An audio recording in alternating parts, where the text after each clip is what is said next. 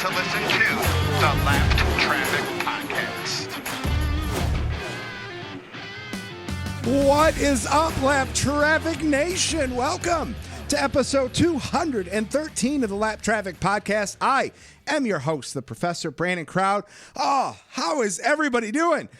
Man, it feels like forever since I last fired up the microphones, but it's really only been a week. Only skipped last week. Give you guys some extra time to listen to the award show, episode 212. Man, so, all right, so funny, I don't know about funny, but interesting thing. Depending on how closely you actually listen, there was a good chance you could kind of tell that I was losing my voice towards the end of episode 212. And there's debate on whether or not it's fully back or not. But why I think I lost my voice was because I ended up recording an extra show on Tuesday that if you may already know about that. If not, I'm going to tell you here in a little bit. So plus I did episode 212, plus some stuff with work. Like, my vocal cords got a workout for like 6 straight hours, it felt like, Tuesday. So by the end of the award show, I was straining to get things out there. And I literally, I was talking, I was like no voice for a good 48 hours. And then it finally came back, and it's still a little scratchy every once in a while. But yeah, so there's that. Like I say, it feels like forever. And setting up the system, getting all that ready to go. Like, oh shoot, I forgot to do that. Let me do that. And it's crazy. You do it for 47 weeks straight and you miss a week, and that just throws you off completely, even though it's normally only once a week, but you just get in that habit, man. Let me tell you.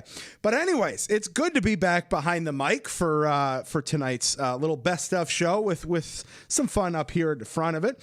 All right. I'd be remiss if I didn't talk about the Lions and Michigan. That's, I do that all the time, so I have to. And I got to start with the Maize and Blue, and I truly believe that they just didn't want to play on Saturday. They did not want to get their butts handed to them by OSU. It was an inevitability. It would have been Harbaugh's 6th straight loss to them. Of course, that's all, just having some fun with it and all. But, sometimes the irony and the theories get fed when you see tweets out like Michigan had full practice on Sunday. Like, really, 24 hours was the make or break of nope, can't play a game, to boom, we can have a full practice. Interesting how that works out sometimes. That's all I'm going to say about that. And then the Lions. Oh, the Lions. Well, we fired our head coach and GM, and now they go and they hire some recruiting talent to help with the next head coach and GM picks. Stafford goes out against Green Bay. It is SOL, same old Lions to a T right now. So, man. I know there are some other teams out there that feel my pain. If you're a Jets fan, let's see, if you're a Dolphins fan, if you're a Giants fan, the difference is I'll have more confidence in all these other 2-win teams, 3-win teams. They'll get to the playoffs and they will win a playoff game well before the Lions will ever do that. And that's just because we have been in a 55-year rebuild, and we've only got the first floor done. So there's that. All right, let's see here. What are we going to do tonight? Well, I hope everyone's getting ready for Christmas. I mean, that's like next week, which is pretty crazy. Around here, the gifts are wrapped and all that. Making some final decisions on what all to make for Christmas dinner. Obviously, a bird's going on the smoker. I always do 2 meats, and I'm just trying to figure out what that second meat is. Some years I've done a cranberry stuffed pork loin, which honestly is delicious. I've done pasta once a year, so I'm just trying to figure out what that second main entree is going to be. So that's what I'm trying to figure out. Other than that, everything's kind of done. And the nice thing is, I saved a bunch of time off from the actual paying job for 2020 with anticipation of going to some races, and I never really wanted to throw that towel in, so I just kept banking my time off, and then obviously didn't get to any races except Michigan, and I didn't even have to take a day off for that. So the nice thing is work's letting me roll over some extra days into 2021, which is cool. But I still had a bunch of days to burn. So I've taken some Fridays off, and I've got from the 24th through the 3rd off, which I am really looking forward to. I have not taken the week of Christmas off in a long time, and I'm looking forward to that. Like I said, I'm stoked to be behind the mic tonight. So here's what I'm going to do on tonight's Best Of. I got a couple things. As if the 6-minute rant here hasn't been long enough, that I just want to highlight, run down the next couple weeks of the show. The announcement of the second show that I did last week with Pocono. I'll spoil that there, and I'll get to a little bit more in a minute. Something cool coming up with PETM in a couple weeks. And then I'll drop in a best of or two, and we'll just see where the time is at. I'm not going to give you a 2-hour best of, I promise you that. But I maybe just got another 5 minutes here or so. And I actually haven't, I truthfully, I have not even picked whose best stuff I'm going to throw in here yet. So we're just going to see where the wind blows, that's for sure. So I'll start with this. I hope you all have checked out the award show from December 1st, which officially closed out season 4 of the Lap Traffic podcast.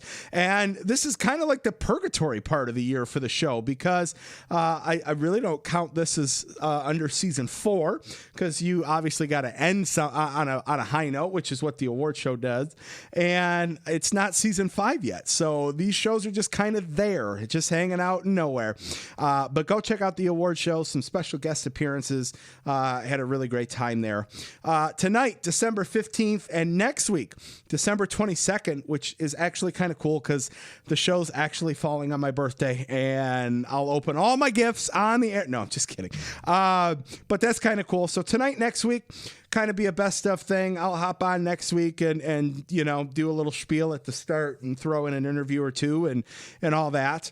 And then the following week, where the show would normally be posted on Tuesday, the 29th, gonna hold off a night because December 30th, Ol Sherwin from the PETM podcast is coming up to the D.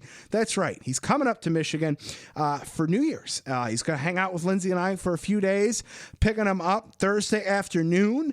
So we're gonna do an in studio Lap Traffic with Sherwin from PETM, and who knows, we might blind call some people.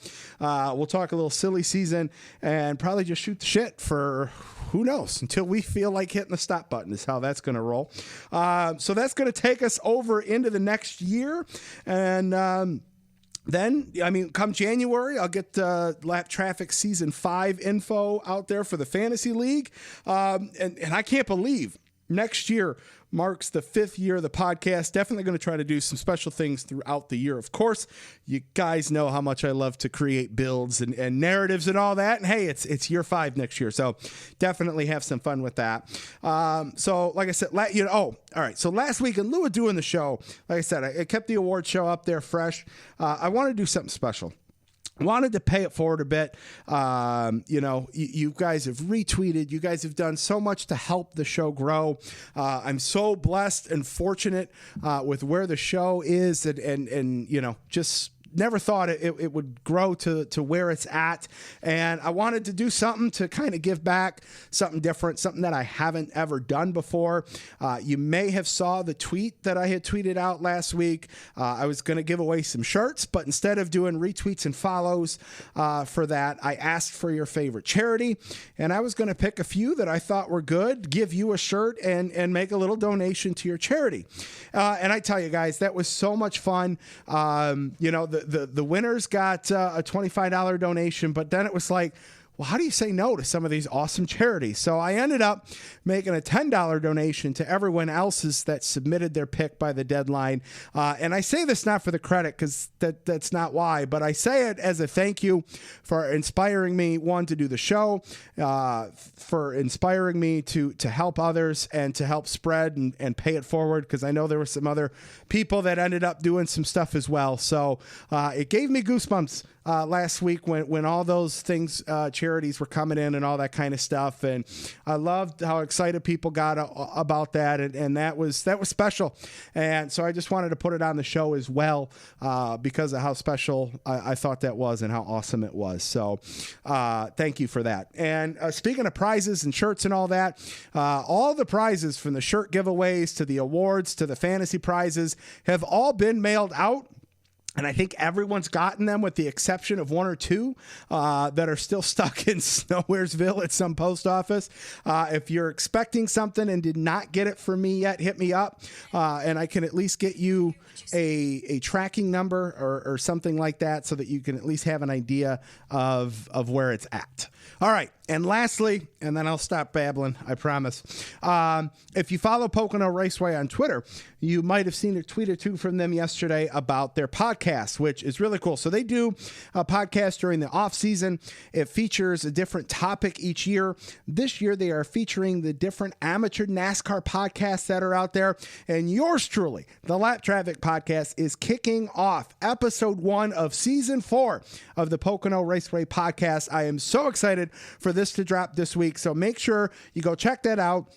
I'm also excited to hear the other podcasts, and there might be a giveaway announcement made on the show. So you're definitely going to want to tune in. I am so excited. It was a complete surprise to me when they told me while we were recording, and it's pretty sweet. So definitely go follow Pocono Raceway on Twitter and go check out season 4 of the Pocono Raceway podcast and catch yours truly, the Lab Traffic Podcast. All right.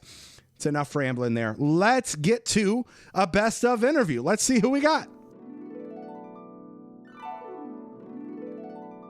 All right, Lap Traffic Nation, joining me on the line, making his first appearance on the Lap Traffic Podcast. He is the driver, the number 16 with Colleague Racing, and he is the winner of this past weekend's Echo Park 250 at Atlanta Motor Speedway. Welcome to the show, AJ Allmendinger. AJ, what's up, man? How are you?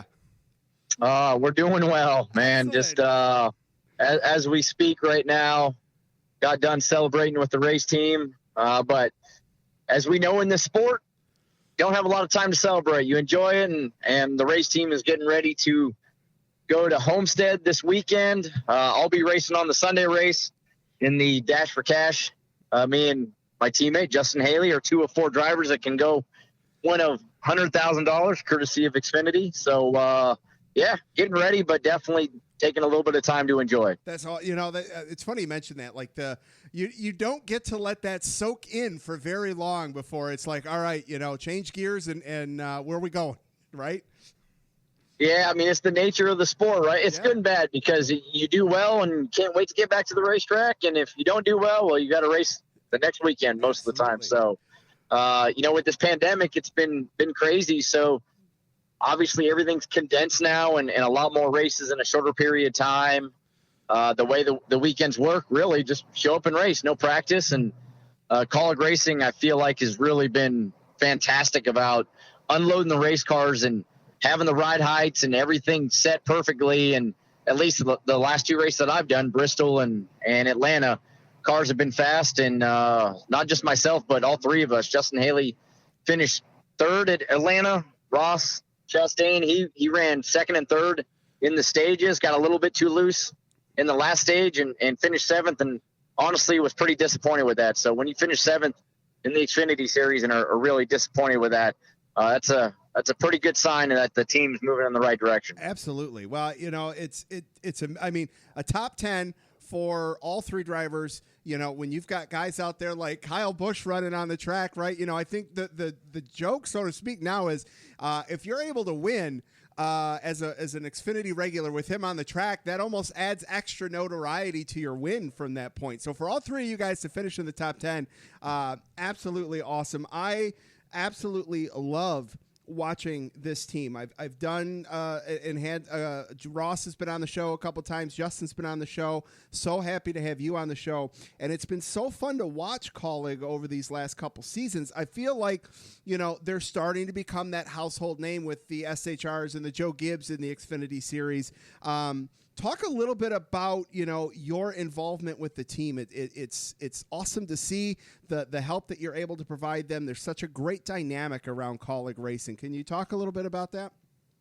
Yeah, I mean it's I joined the team kind of mid-season last year. I think we did, top of my head, 5 races: the Daytona and the Ford road course races. So the plan earlier this year was to kind of do the same thing, run all 3 super speedway races, and run which turned into 5 road course races now that Roger Penske and NASCAR, they have switched Indy to the road course. So we were going to run 8 races, and the original plan actually was to run Martinsville as well, because I love Martinsville. It's the first year in a long time that Xfinity's been at Martinsville. Maybe ever, actually. I'm not sure. It's been a long time. It hasn't been since at least. Yeah, it's been a lot longer than I've been in NASCAR. Let's put it that way. But so yeah, I wanted to run Martinsville. I just wanted to run a non-super speedway oval. But with that said, Martinsville is the second last race of the season. So at that point, really, we hope that Kaulig Racing has 2 cars going to Phoenix as the final 4. So that kind of got put on the back burner. And when we missed Daytona, didn't qualify for the race, we had a mechanical failure in qualifying, and our car not having any points, the 16 team, we didn't make the race. So Matt Kaulig, being the generous guy that he is, and Chris Rice said, "Hey, pick an oval. Let's you pick whatever you want. Let's go to it, and we'll run that race to make up for it." And I told him, I said, "Hey, you don't have to worry about it. You guys take plenty good care of me." And they said, "No, we got to make this up." So the original plan was Bristol, and pandemic happened, and we still stayed on the schedule with Bristol, and Atlanta came up, and they offered me to race, and thank goodness, to go get my first oval win. But yeah, I mean,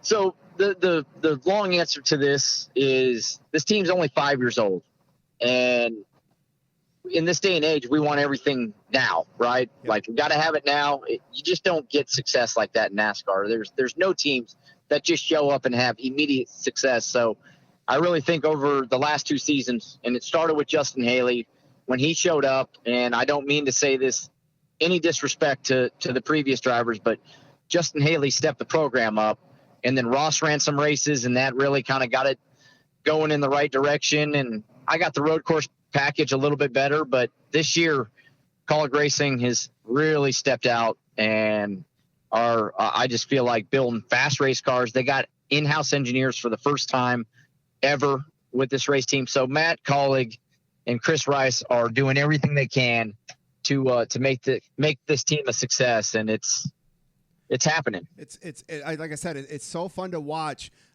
such a young team develop so quickly and doing it the right way too. And it's fun to watch, and it's fun to watch that success because you can just see the excitement with everybody. From the crews, the drivers, the owners. You see them on the track. It's really just been a lot of fun to watch, which is just incredible. Speaking of your first oval win there, you did a video that the team posted out on social media yesterday. For years, we watch guys like Marcus Ambrose, Juan Pablo Montoya try to grab that first oval win. You got it done, man, but you seemed almost just as happy for that team, which is kind of, what you just mentioned there a little bit ago, that dynamic there. But how special was that for you just to get that one, check mark off that box there? Well, it's special to me. It's when you show up in NASCAR and it's predominantly all ovals. I mean, that's what, as a driver, you're expected to do, is go out there and win. And, in Cup, I had several opportunities that just, it didn't work out. We didn't. It was close. I mean, Martinsville so many times. Dover, when I was with Petty Motorsports, we were really fast there. And it just, heck, one time I was leading by 8 seconds and got a flat tire. We blew up leading the race. I mean, it just never happened. And, I was somewhat emotional after the race, just excited and emotional inside, because 2 things. It was I just wanted to win on an oval and prove it to myself.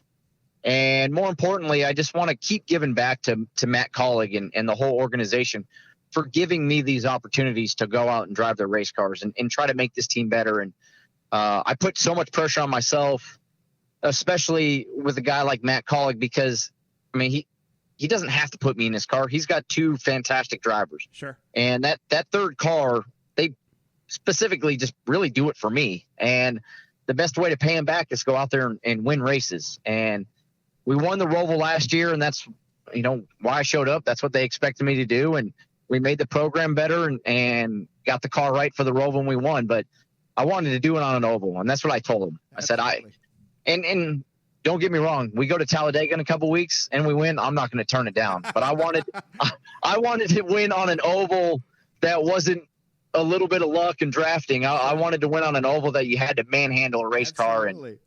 And I can't believe it happened. That's awesome. You mentioned at the start here, in terms of like kind of showing up, no practice, all that. Is that extra challenging for you since, you're not doing it week in, week out now? What's your take on the no practice, no qualifying? Do you like it? Is it adding to the level of competition out there? Do you want to see practice come back once things get back to normal?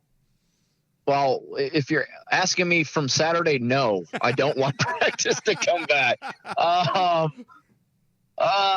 It's strange. It definitely is nerve-wracking for me going into each race because I've never, even though I've been at these racetracks, an Xfinity car is different than a Cup car. Sure. And I haven't driven at any of these racetracks besides the road courses in over 2 years, really.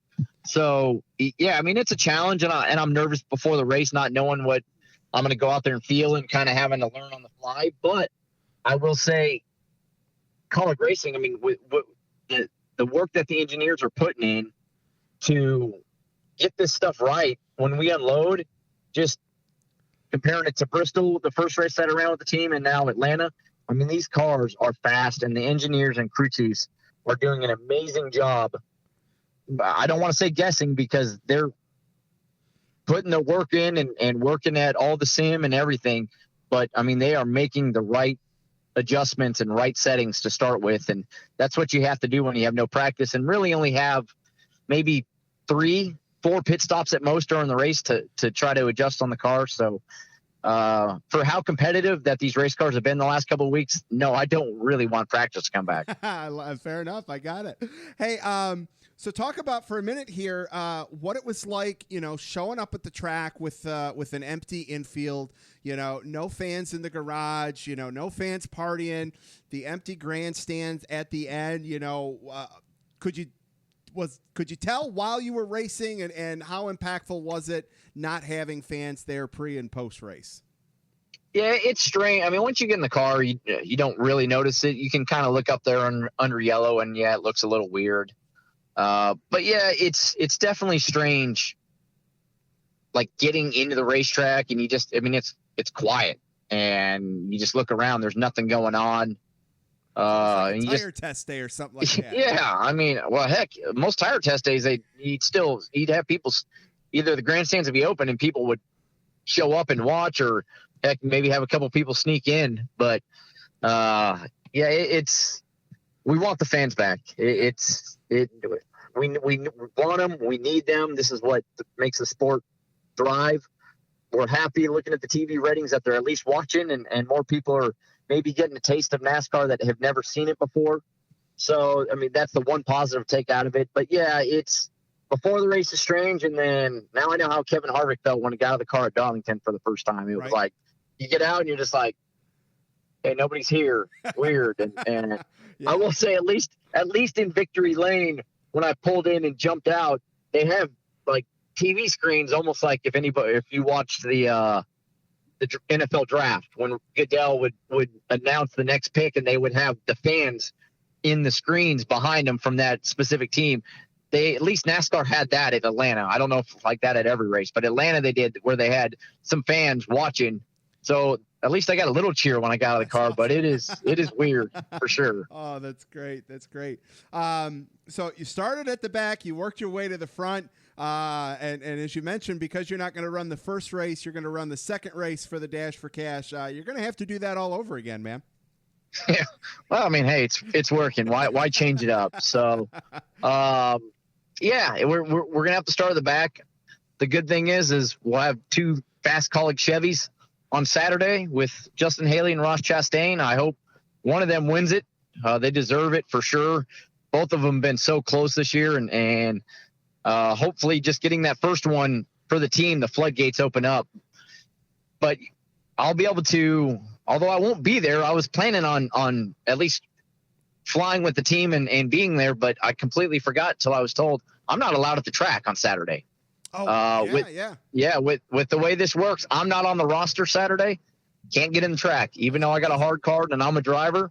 So I'll be watching at home on TV and trying to study and learn as much as I can. And hopefully they have a great race and we learn a lot with the setups of the race cars, and we can take that into Sunday. And from there, it's just about doing the same thing that I've done the last 2 races. Go out there and try to get a good feel, and the benefit of not racing for points is I can take those first 2 stages and really just take my time and learn, okay, what's the car want? What's this track doing? Get used to the racetrack and not have to feel like I got to go out there and push early to try to get stage points. Absolutely. Of course, you want to get up there for track position, but I can kind of work my way up there, and which is what I did at Atlanta. So we'll try to do the same thing again on Sunday. Awesome. All right, last one for you, real quick. Just talk about the broadcast side of things. That transition for you, was it weird? Calling and picking apart the races, wanting to be out there on the track. Is it more relaxed environment for you? Talk a little bit about the transition over to the broadcast side of things. Yeah, I've been very fortunate with NBC Sports to allow me to, what I call, just be a race fan and talk about it, because that's truly what I am. I'm a fan of motorsports, and I'm a fan of all forms of motorsports. So it allows me just to kind of fanboy it and watch it live and talk about it as it's going on. And specifically to really anything that I did last year, I was very fortunate that there's just great people that I can bounce off of. So I'm nervous before doing them, and it's different than talking about it or doing interviews like this and then having to call it live on TV. Sure. And not just sound completely off when you're doing it. But with the IMSA side of it, Lee Diffie and Calvin Fish that have, just so many years, and they're so talented. So I could just be myself, and they just said, be you. Talk about what you see, etc. Do all that.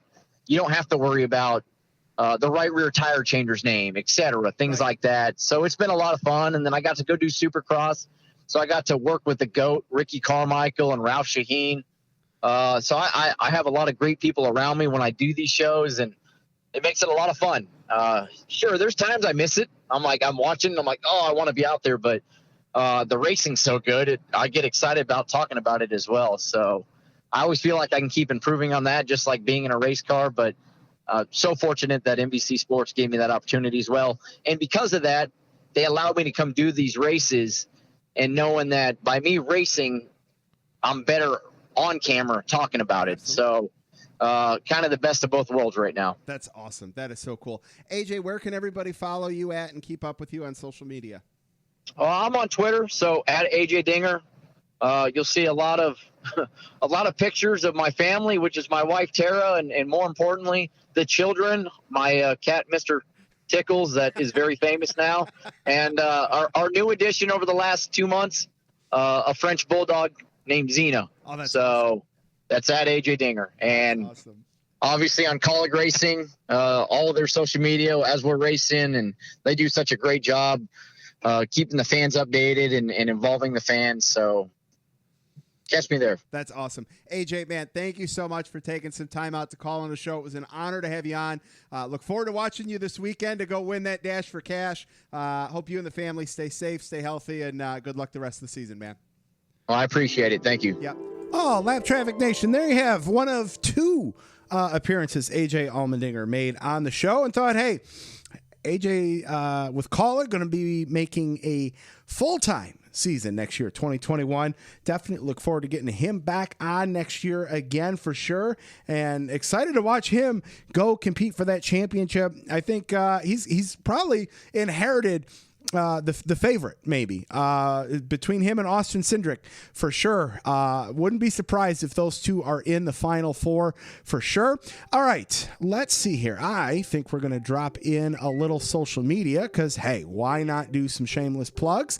Everybody, make sure you check out the website, thelaptrafficpodcast.com. Like on Facebook, The Lap Traffic Podcast. Follow on Twitter and Instagram at LapTrafficPC.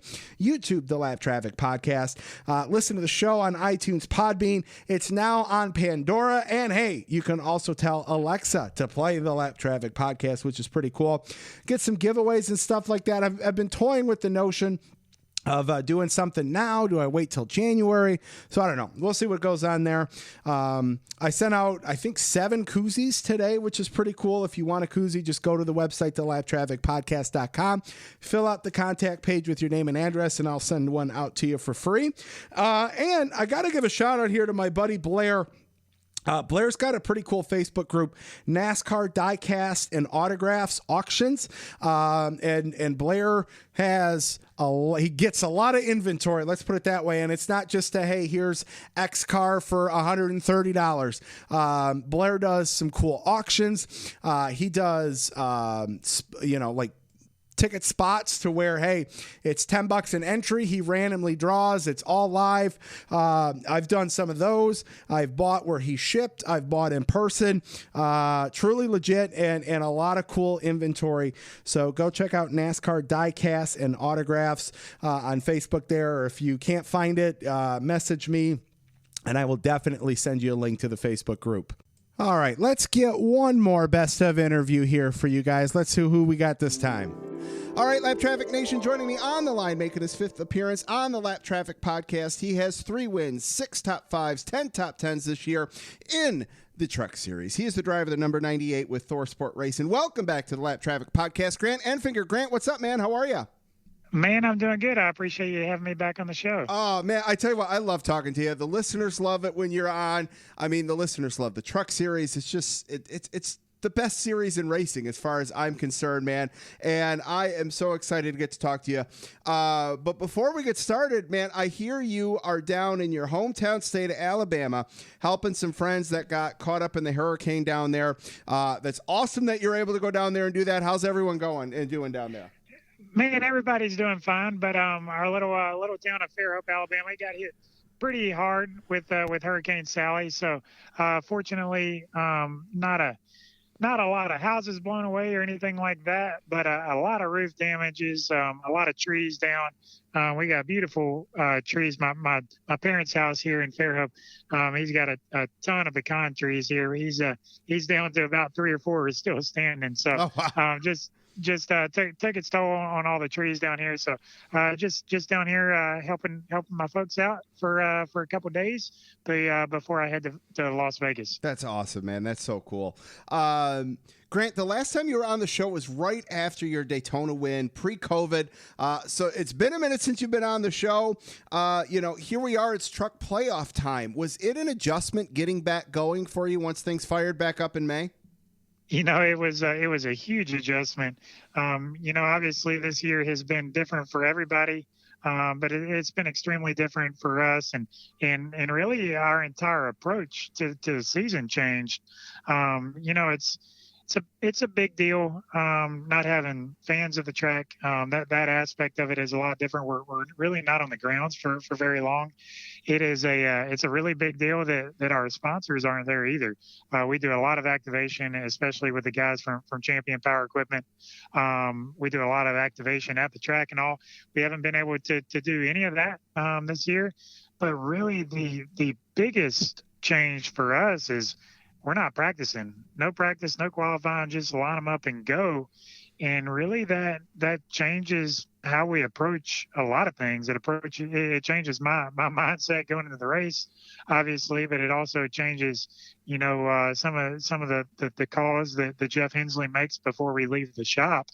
And obviously we always, put our, the best setup under our F-150 that we can before we go to any race. But now we have to really dial in our travels, our cambers, we can't miss that because we're kind of married to that when the race starts. There's not a lot we can do to change that. So it's a lot of critical setup adjustments are made at the shop, and man, that has just changed our mindset all the way around. But I feel like our Thor Sport Racing guys have excelled at the challenge, and have kind of hit it head on. So we know what we got to do for these next 6 races, and we're just going to try to keep on doing it. That's awesome. You mentioned the guys at the shop, and we hear it in Victory Lane interviews all the time, right? Oh, I got to thank the guys back at the shop. Am I off in saying that 2020 has been the most in terms of what the guys at the shop are doing? I think it's changed as far as, a lot of the guys at Thor Sport Racing, the guys that are working on our 98 F-150 during the week are most of the same guys that are at the track with us. There are some shop specific guys at Thor Sport Racing, and those guys have to dig hard constantly. But yeah, now 95% of the work is done at the shop, and not to say that it wasn't beforehand. Most of the work was done at the shop, but now we don't numb bolt it after practice. We're not making adjustments on the fly during practice. So now when the guys are at the track, we're pretty much just getting through tech and getting all the pits set up and going races. So it's a lot different aspect when we are on the grounds. But because, we had such a long break with the pandemic and going back racing, now we're racing pretty much every week, which for the truck guys, we're not exactly used to doing that. So I feel like Jeff Hensley does a good job of keeping our trucks in rotation good and ahead of schedule, so we have time to really do the fine tuning on our trucks ahead of time. I feel like our specific team excels on that, but man, the guys in the fab shop at Thor Sport Racing have been working overtime and putting on fenders and putting on front clips and whatever they got to do, and that is something we're not we're not used to doing. Sure. I'm not going to say we're not set up to do that, but we're not used to do that, and those guys have had to dig really deep to keep us going through this stretch. Well, and I just want to point out, and for the listeners with that, normally on any given truck series year, it's after the first couple races, it might be a week on, 2 weeks off, or 2 weeks on, 1 week. The truck series definitely has a lot more built-in breaks to allow for smaller teams and all of that to be able to handle, setups for different trucks for maybe the next 2 or 3 weeks at a time. But since we've been back under COVID, I mean, yeah, like you said, you guys have been back almost every week at the track to make sure everything gets, we get all our races in. Yeah, it's definitely changed a lot, and really I feel like it threw me and Hensley for a tailspin early on when we were in the middle of that pandemic, and we're going through different scenarios of schedules and stuff like that, and now that everything's happening and we're racing week in and week out, it's now we know everything we got to do. It's just time to get to work and do it, and I feel like our guys have done a great job with that. So there's been a few races that we've missed it on, but by and large, man, we've done good. I feel like we've hit our travels, which is absolutely critical in this day and time of racing. So we do that on a regular basis. We for the most part have hit the balance good. There's been there was a stretch of races in there that I feel like we're kind of digging a hole in the first stage, but man, we would dig ourselves out of it the second stage and the final stage. But man, it's kind of like everybody says, we're all in this together for the most part. Everybody's got the same marching orders. Everybody is going through this the same. But I feel like this championship is going to come down to the guys that have adapted the best, and the guys that are just getting in there and giving it all they got. Absolutely, no, I absolutely love that. I'm So geeked and pumped for the playoffs. You know I love my trucks, man.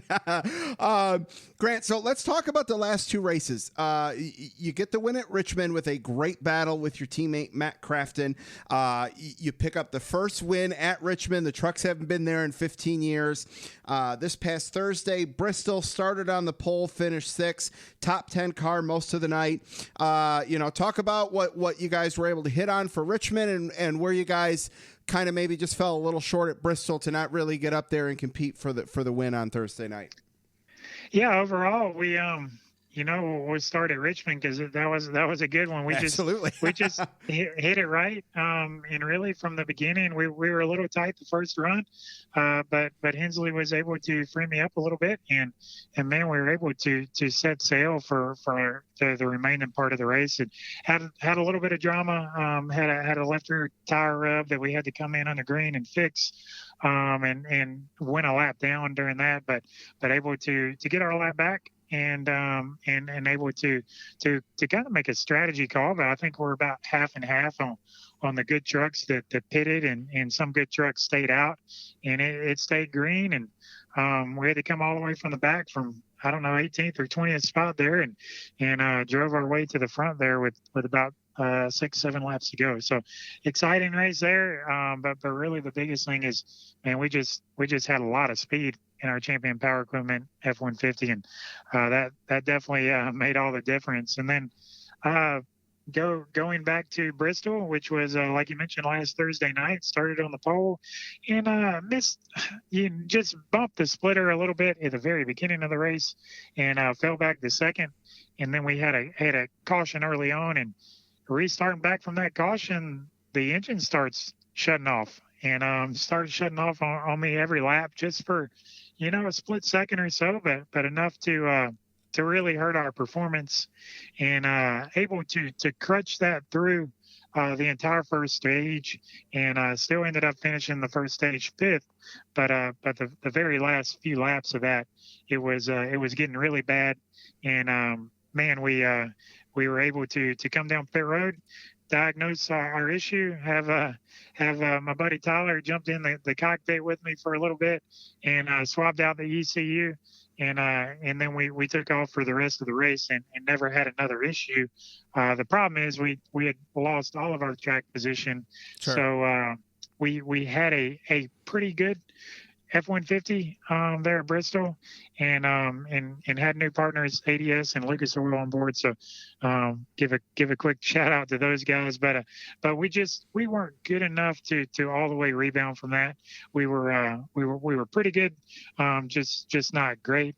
Able to drive our way up to 6th. I feel like we were about an adjustment away from being able to contend for the win, but we were just a little bit off, and man, had to work our guts out to get some of that track position back. Sure. But, well, and that just still a good run. Yeah, well, and that just kind of goes back to what you talked about earlier with no practice. Had you guys had at least a practice, you probably would have found that out real quick, and then you wouldn't, would have been a non-factor for the race, and you wouldn't have had to battle and come from behind during the race after having to fix that on pit road. Yeah, definitely, and that's just something. There was one or two other little engine or electrical related issues there, and the no practice, and compounded with it rained all day there, and man, these. As much fine tuning as we do to these, and as much as we do, all these electrical systems are pretty finicky. Sure. So, fortunately, we were able to salvage what could have been a devastating night. We could have very easily gone a lap down when we were making those changes, and like I said, our guys did an incredible job not allowing that to happen. But also, if the engine would have shut off at the wrong time, or wasn't able to keep limping it along, we could have dug our hole. The first stint in the first round of these playoffs, we could have dug a big hole, but we didn't do that. We were able to still salvage a decent points night, and we're still seated 4th, with really our plan doesn't change moving forward to Vegas. I feel like, it very easily could have gone a different way where we would have had to, maybe change our game plan a little bit for Vegas, but able to salvage what we could, and we're still in good shape. That's awesome. I love it. Grant, last year you dominated the regular season, consistent 18 top 10s in 23 races. This year, not to say you're not consistent, top 10s are just a tick down, but you got 3 wins this year, which is obviously the important part there.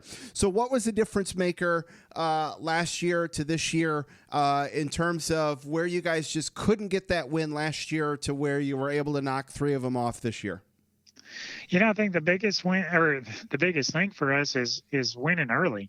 We're able to win right out of the gate at Daytona, which solidifies our spot in the playoffs, which allows myself and Jeff Hensley to be more aggressive. Sure. So I feel like we won Atlanta with some aggressive play calling at the track, and also some aggressive settings from the shop. So I do credit our Atlanta win to the fact that we were already locked in. I feel like that had a lot to do with the fact that we were able to get another one.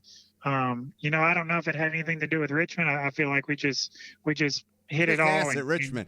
We just did our job at Richmond, I think.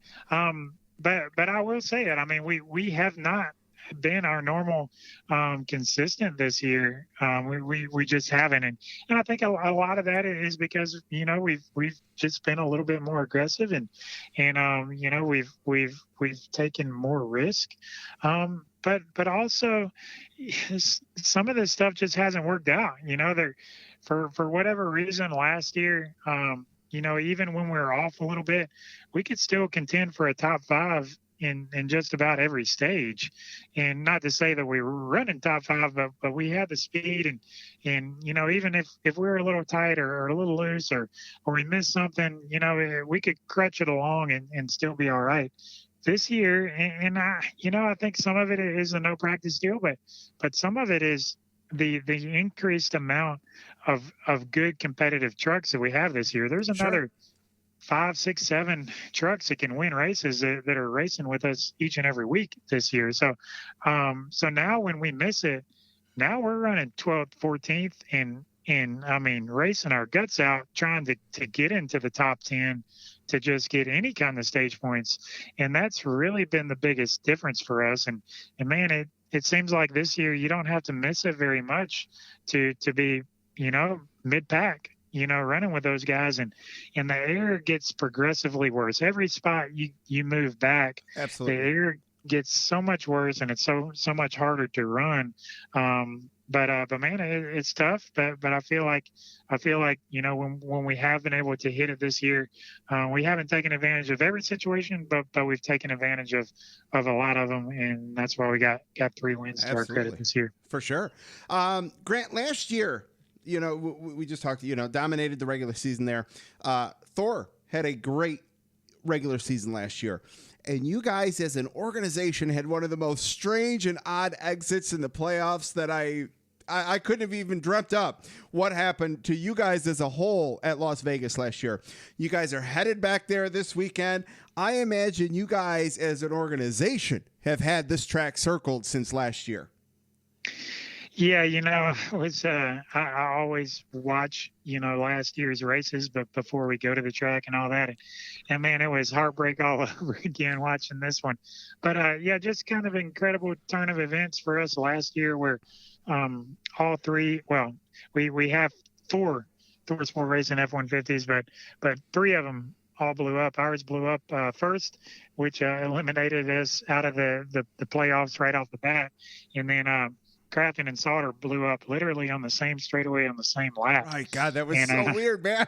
and then our teammate, he was on his way to blowing up, and then lo and behold, they find out every truck there was on their way to blowing up. The number 7 cylinder there, it was just leaned out. The settings were wrong, and it just basically for simplification, it was leaning out all the motors, and just the climate in Vegas and they're just a goof up in the settings. And Sure. and anyway, it was definitely a strange turn of events. Definitely, you don't ever want to be eliminated from the playoffs, but to have something kind of goofy out of your control, doing that was definitely something that still stings for us. So yeah, we want to go back there and get some redemption. I feel like really all of our teammates were pretty quick there earlier this year. We were decent in parts of the race. We ended up getting in a wreck earlier this year at Vegas, but we showed some speed, especially in that second stage before that happened. And our teammate Johnny was really fast there earlier this year. So I'm anxious to get back there. I definitely feel like it's a place that we can win at. But really, we just kind of have to do us. We don't really have to worry about our standpoint right now. And really all we can look to is Vegas, is to just worry about ourselves. We don't really have to worry about everybody else. If we can, just have a good solid night and hopefully contend for a win at the end, it would definitely alleviate a lot of stress to go ahead and win at Vegas before we end the final stand of the first round there at Talladega the following week. Well, I mean, Vegas is I mean, from a numbers standpoint, it's definitely would appear to be one of your favorite tracks. You got to win a bunch of top tens there. Would you view it as one of your favorite tracks? Because, like I said, you've definitely had a ton of success there. I feel like overall the mile and a halves in general are pretty solid for us, Sure. Especially ThorSport racing in general seems to excel at these mile and a half tracks.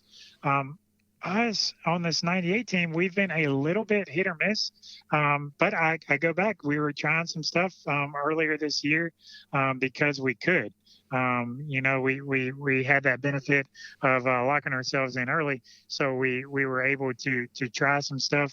But there were some tracks earlier this year, Vegas being one of them, that we ran pretty decent at. There were some others that we were trying some stuff out that we didn't run good at.